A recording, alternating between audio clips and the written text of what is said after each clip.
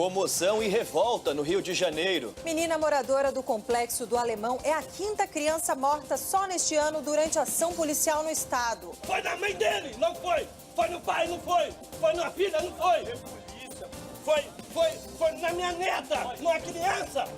8 anos de idade. Em São Paulo, homem acusado de estuprar sobrinha adolescente é preso por agredir policiais. Deputada Flor de Lis e filhos vão participar da reconstituição do assassinato do pastor Anderson do Carmo esta noite. O Ministério Público denuncia policiais militares por participação em quadrilha que roubava relógios de luxo em São Paulo. Começa a Cúpula do Clima da ONU, com a participação de jovens de vários países, mas sem Brasil e Estados Unidos. Jardim em homenagem à vereadora Marielle Franco é inaugurado em Paris. Começa o segundo turno do Campeonato Brasileiro. O São Paulo vence fora de casa. E tem mais gol de Gabigol pelo Flamengo.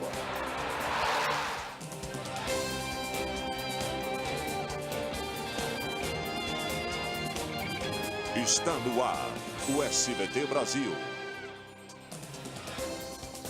Olá, boa noite. Boa noite. A polícia do Rio de Janeiro vai reconstituir daqui a pouco a morte do pastor Anderson do Carmo, marido da deputada federal Flor de Lis.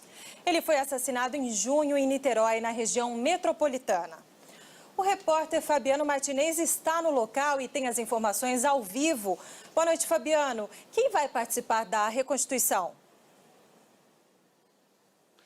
Boa noite, Débora. Boa noite, Daniel. Foram convocados pela Polícia Civil a deputada federal Flor de Lis, alguns filhos, netos e uma nora. Além dos 2 filhos do casal que estão presos. É o Lucas César dos Santos e Flávio dos Santos Rodrigues, que estão na Delegacia de Homicídios de Niterói, estão a caminho daqui do local do crime. Os 2 passaram a noite na delegacia, onde aguardavam pela reconstituição. Flor de Lis também convocou os seguidores para uma vigília em uma de suas igrejas em São Gonçalo, na região metropolitana. As orações deverão acontecer durante toda a reconstituição do crime. O pastor Anderson do Carmo foi assassinado a tiros dentro da própria casa na madrugada do dia 16 de junho. A deputada Flor de Lis, do PSD, contou que ela e o marido tinham acabado de chegar, que desceu do carro e Anderson ficou no veículo. Logo depois, ouviu vários disparos. Anderson do Carmo tinha 42 anos e era o segundo marido da deputada. Em depoimento, logo depois do crime, Flor de Lis chegou a dizer que havia sido vítima de uma tentativa de assalto. Mas, dias depois, o filho de Flor de Lis, Flávio dos Santos, confessou ter atirado no padrasto. Lucas, de 18 anos, filho adotivo do casal, admitiu que ajudou o Flávio a comprar a pistola usada no assassinato. Os 2 estão presos. Na casa, em Niterói, viviam 37 pessoas, entre filhos biológicos, adotivos e netos. No dia do crime, 14 pessoas estavam na residência. Até agora, a polícia não encontrou o celular do pastor, que poderia conter mensagens que revelem que o crime foi encomendado. O aparelho de Flávio também está desaparecido. Uma das suspeitas é de que a própria deputada tenha planejado a morte do marido. Veja a seguir, menina de 8 anos morre baleada no Complexo do Alemão, no Rio de Janeiro. Caso de bebê gêmeo que sumiu após o parto é reaberto no Distrito Federal. Voltamos já já.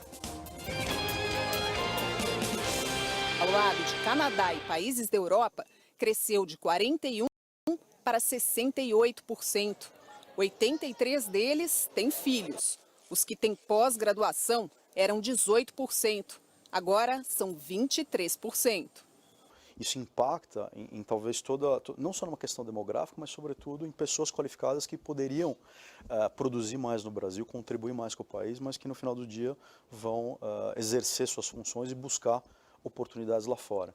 Então, eu acho que tem uma preocupação nesse lado também, que a gente está perdendo cérebros, está perdendo gente qualificada.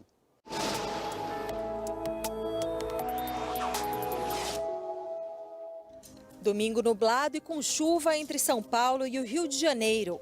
E uma massa de ar frio avança sobre o sul do país, com a possibilidade para geada no extremo sul gaúcho. O tempo segue fechado no Paraná, onde 5.000 casas foram danificadas pela chuva durante a semana. 23.000 pessoas foram afetadas e 280 estão desalojadas, segundo a Defesa Civil. O tempo firma e não chove em toda a área mais clara do mapa. Chove também no litoral do Nordeste e do Norte do país. Nas demais áreas, dia ensolarado e quente com baixa umidade.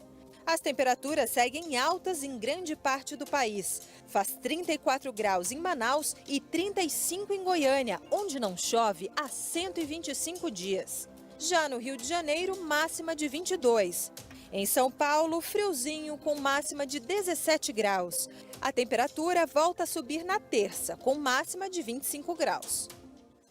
Começou o segundo turno do Campeonato Brasileiro. O Santos enfrenta o Grêmio daqui a pouco na Vila Belmiro. E neste momento o Corinthians está empatando com o Bahia por 1-1 no Itaquerão.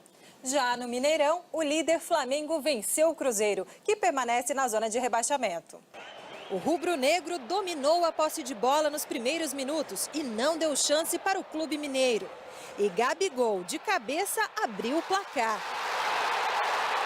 Thiago Neves cobrou o pênalti e empatou.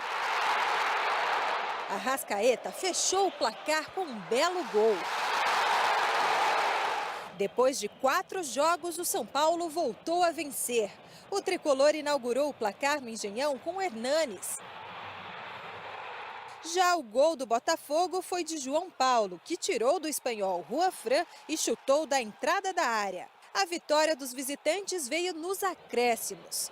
Daniel Alves cruzou, Arboleda cabeceou e Pablo mandou para a rede. 2-1.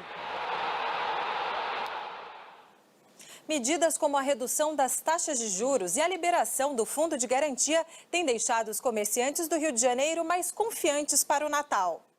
Nas ruas, o consumidor já começou a notar a diferença na decoração das lojas. Quanto antes a gente consegue encontrar as melhores coisas e tem mais opção de barganha e mais opções também em várias lojas de preços diferenciados, né? Faltam 3 meses para o Natal, mas o tema não sai da cabeça dos comerciantes. O Natal desse ano com certeza vai ser melhor do que o do ano passado.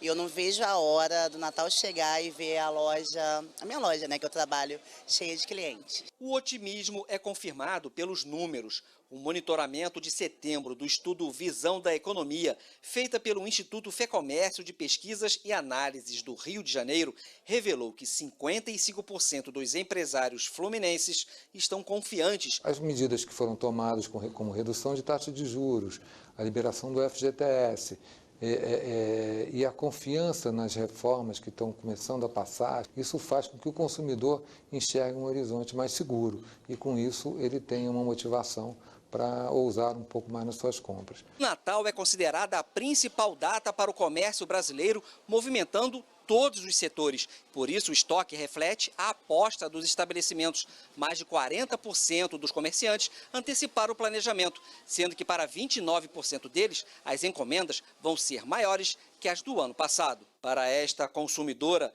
o mais importante é antecipar também o espírito de Natal. Todo mundo está tão carente desse sentimento de Natal que acho que assim, quanto antes a gente entrar nesse clima, melhor, né? Para a gente ter uma vida com mais felicidade. Boa noite. Uma boa noite.